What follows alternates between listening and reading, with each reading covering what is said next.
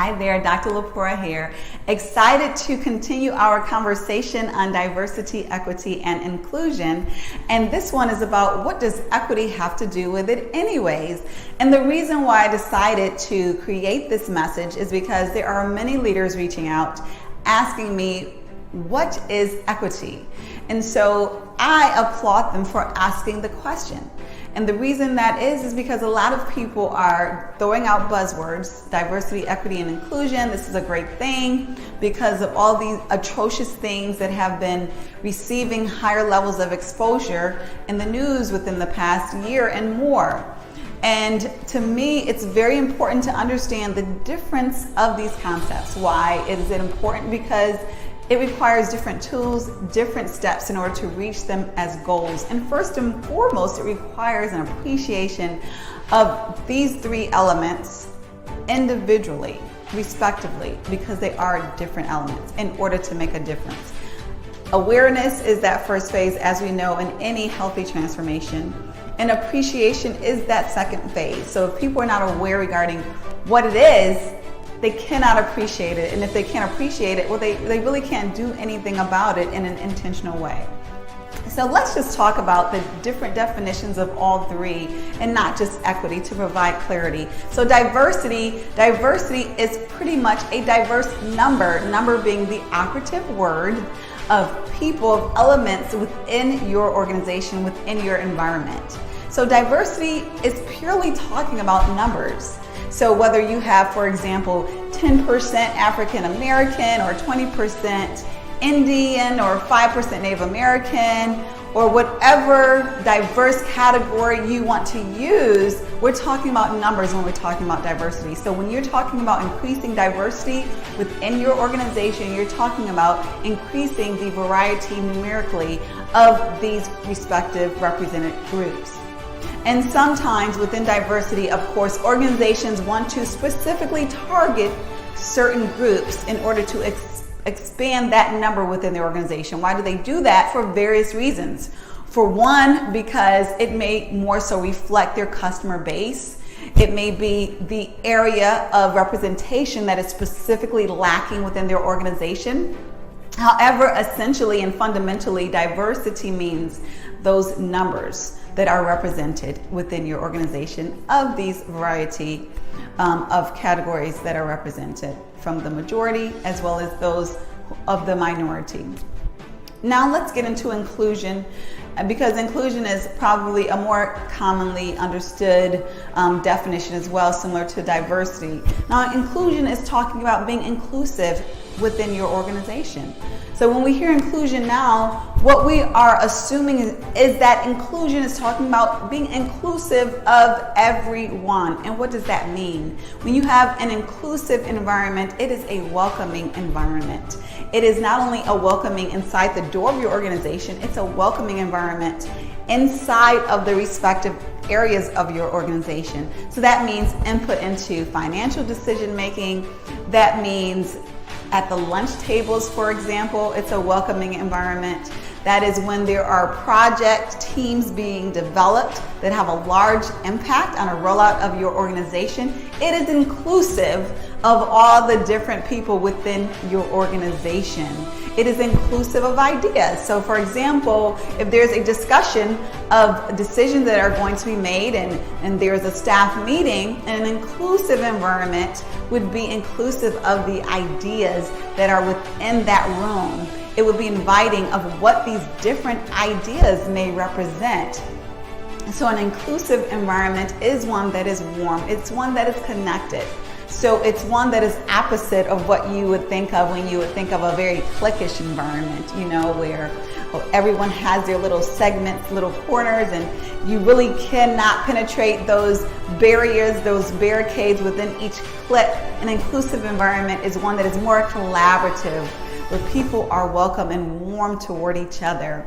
It's a very specific culture, and you know it when you see it. And it's not one that typically happens without intention, because it is one that is intentionally going to make an effort to be inclusive of all of those people who are different. And it makes it counterintuitive to our instinct oftentimes to categorize ourselves. So that is the essence of what inclusion is and what it looks like. So now let's talk about equity. And when I get into equity, I want to start off by saying what it is not. And I think this is very important because equity sounds like equality, and obviously there are similarities there, but it is a very specific difference that exists. So with equality, we are talking about people being equal, obviously, people being treated equally. So for example, in kindergarten, oftentimes when we have children, we want to make sure if we give one kid a banana, the other one gets a banana. That is equality.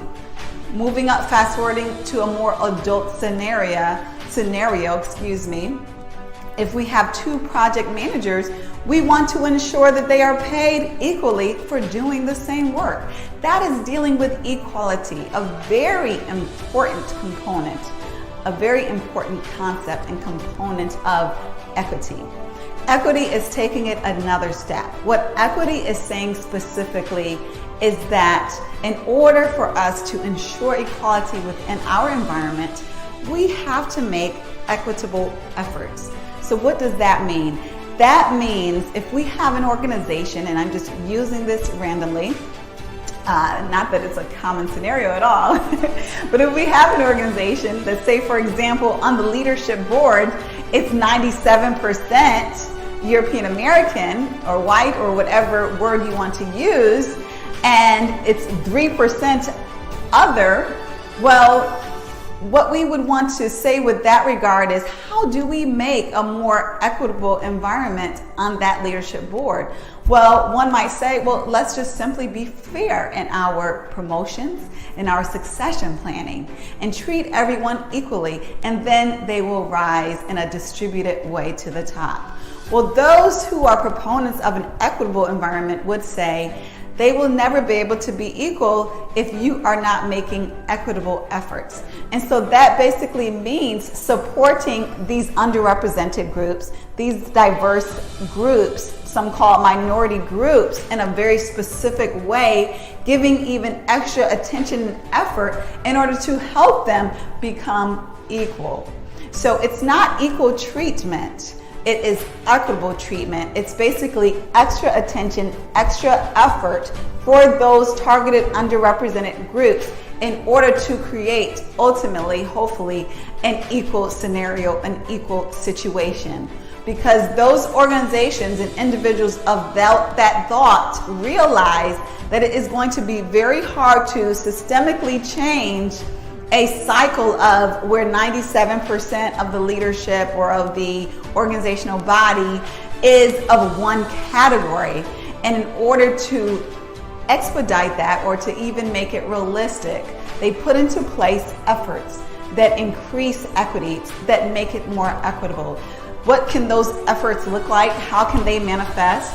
Well, they can look like sponsorship programs where there are specific executive sponsors who are assigned to specific underrepresented groups.